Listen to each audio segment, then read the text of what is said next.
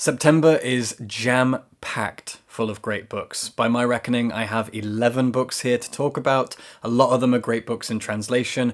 2 of them are books that are coming out in the next 3 days, and I have to get review videos up ASAP, and it's stressing me out. I'm gonna jump straight in.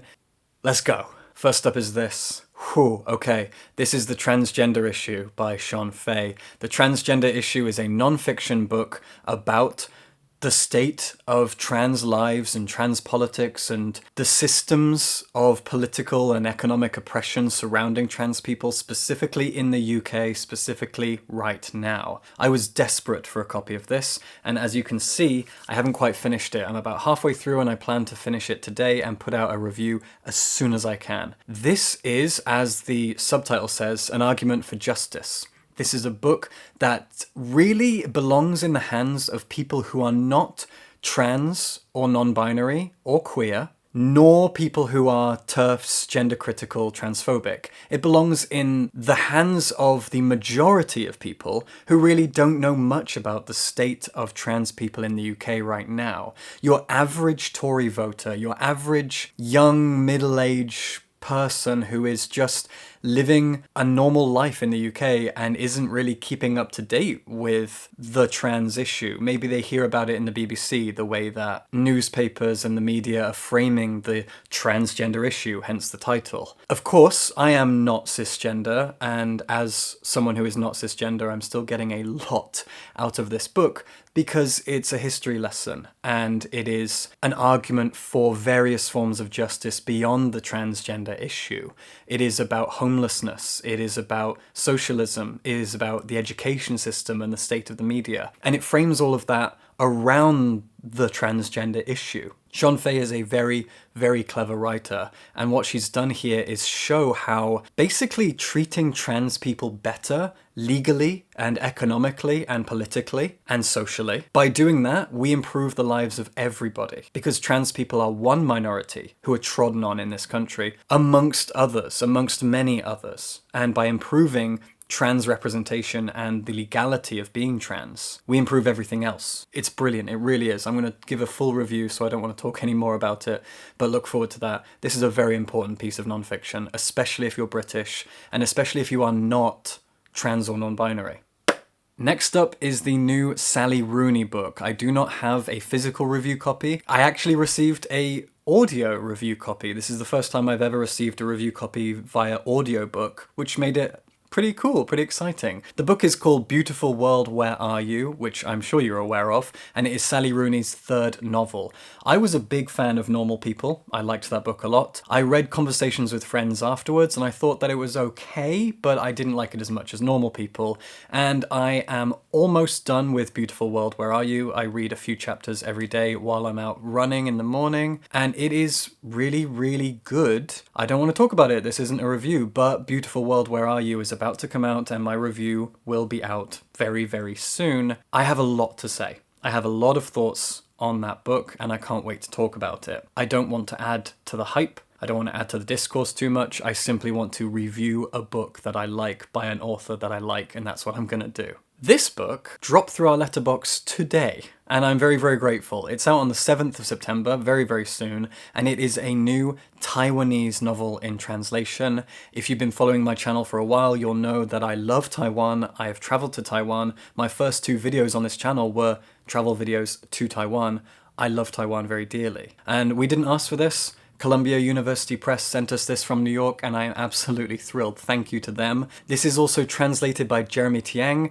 There's a possibility that Jeremy is watching this, and if you are, hi Jeremy, I am a massive, massive fan of everything that you do. You are awesome. Thank you for being such a great Chinese to English translator. This is also a pretty political book about the divide between mainland China and the country of Taiwan. It tells the story of a young man from Taiwan who has to go to mainland China to collect the body of his comatose father and deal with family who live in China and the politics and the social issues and the social divide, and I think most of it is set in a hospital. I'm getting all of this from the blurb, but it sounds absolutely brilliant. I also realise I haven't mentioned the name of the book. This is called Far Away by Lo Yi Chin. And as I said, it's published by Columbia University Press and translated by Jeremy Tiang. This is one to look out for. I hopefully will do a dedicated video review because I will take any excuse to give more of a platform to great Taiwanese literature in translation. Next, I have a French novel, but it's more than that. This is A Single Rose by Muriel Barbary, and it's translated by Alison Anderson into English from French. The author is a pretty well-renowned French author who writes really sweet stories,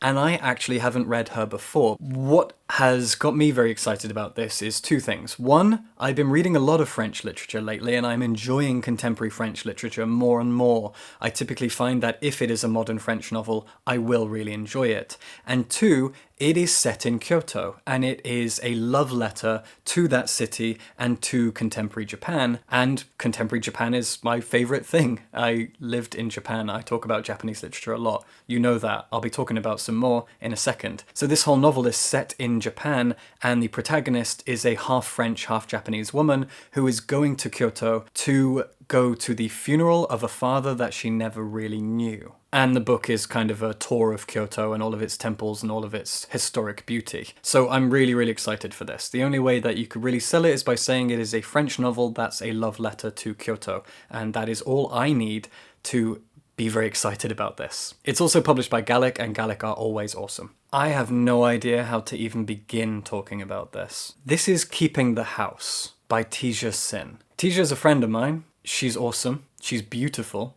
She's talented, she's incredible, and I am in awe of her all of the time. She's a DJ, she's a poet, she's a musician, she's now a published author, and she also works for Tilted Axis Press, who are one of my favourite indie publishers. So Tija's a really incredible person, and Keeping the House is her debut novel published by And Other Stories, not the clothing company. And this is a story about the heroin trade of North London and all of the women who help keep that trade and the businesses within it afloat. Weird. Very, very good name. I don't even know how to begin talking about this, mostly because I haven't read it yet, and what I really want to do is just say well done to Tija for bringing this book into our lives and making a success of her talent. She's such an incredible talent, she's such a cool person, and I am so grateful to have met her and spent time with her. She's awesome, she really is, she's so cool, and she has a debut novel out. This is really, really exciting.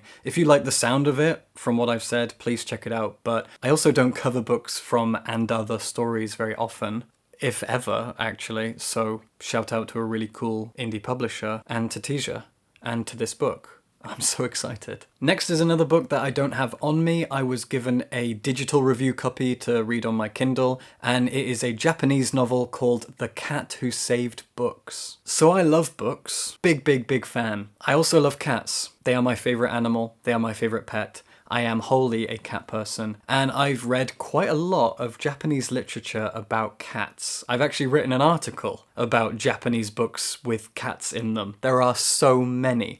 I Am a Cat, The Guess Cat, A Cat, a Man and Two Women, The Travelling Cat Chronicles. It goes on and on.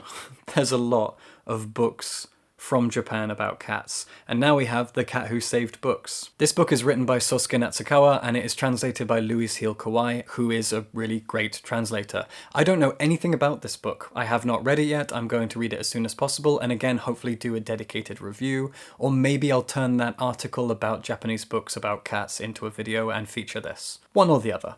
There you go, there's a little insight into my thought process. That's it, that's all I can tell you. It is a Japanese novel about cats, and it's called The Cat Who Saved Books, and it is translated by one of the best Japanese to English translators, so get excited about it. Here's another non-fiction that I am really, really excited to talk about. I'm glad that I'm doing a bit more non-fiction at the moment, and this is My Body Keeps Your Secrets. It's by Lucia Osborne Crowley, who is a pretty prominent British woman journalist, and it is a memoir about the body, specifically the bodies of women, trans and non-binary people in 2021, the state of bodily autonomy and our discussion around the body and how we talk about it, and how the body is weaponized, how the body is discussed, what the body, the physicality of a woman or a trans person or a non-binary person's body means today. Absolutely fascinating. I haven't read it. I'm going to. It's by the Indigo Press, who's another great independent publisher who, again, I haven't talked about before, so yay. I always welcome any opportunity to do that. More non-fiction, more great indie presses, and it is a book about the lives and the physicality and the bodies of women. And I guess the relationship between these bodies and the world at large and the patriarchal system that we live in. I'm really excited to read this one. I really am. I think it's going to be very, very important, probably hard-hitting, probably upsetting and distressing. Maybe not. I'm not sure. Let's find out. This next one sounds absolutely bonkers, and I'm so hyped for it. This is The Earth Spinner by Anuradha Roy. Anuradha Roy is an Indian novelist. She has released 4 novels until this point, I believe, and this is a novel that moves between India and the UK, and it is inspired by mythology and religion and folklore. It tells the story of a potter who wakes up from a dream that has inspired him to create this terracotta horse. And he's trying to figure out why he wants to make it, what inspired his dream, where the horse will live once it's done. And all he knows is that the beauty of the horse is reason enough for its existence. At least that's what the blurb says. And apparently the book, as I said, moves between India and the UK, and it looks at the relationship between East and West, and it has a bunch of other supporting characters as well, including a dog that the blurb says adopts him, not the other way around.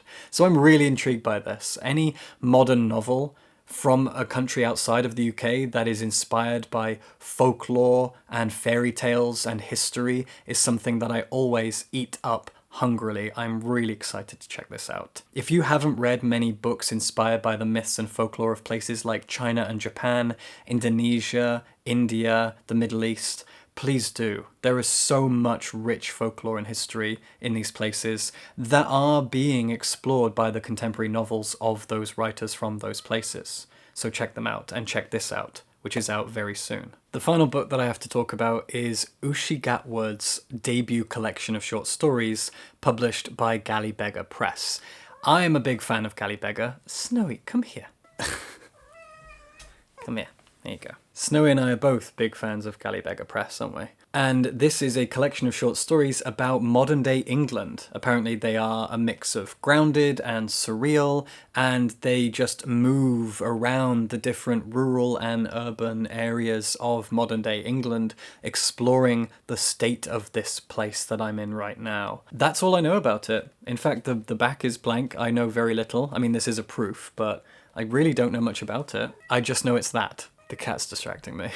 Anyway, Galley Beggar are fantastic, support indie presses, and this is a new collection by a new talent that should definitely be on your radar. I do have one more. I just remembered. I do have one more that I quickly want to talk about that comes out at the very end of this month. And this is a weird one to talk about because I don't have a review copy. I actually asked for one and then just didn't get one. I don't know. I'm gonna buy it. I'm gonna end up buying it in hardback because it just looks so beautiful and it's exactly the kind of book that I want to be reading right now. And it's called The Lighthouse Witches. So The Lighthouse Witches is written by C.J. Cook. I think it's her debut novel. I'm not sure. Don't remember. Anyway, it sounds really great and the cover is really beautiful, as you can see here. And it is set on a remote lighthouse off the coast of Scotland where weird things happen. Starts off with a witch hunt, and then I believe there are some hauntings. So it is a contemporary gothic novel about a family that live on this lighthouse and they die one by one. I think it's a mother and her 2 daughters, and then only one daughter is left, and I think it's mostly her story. I am completely sold on this. I have been enjoying a lot of books about witchcraft recently,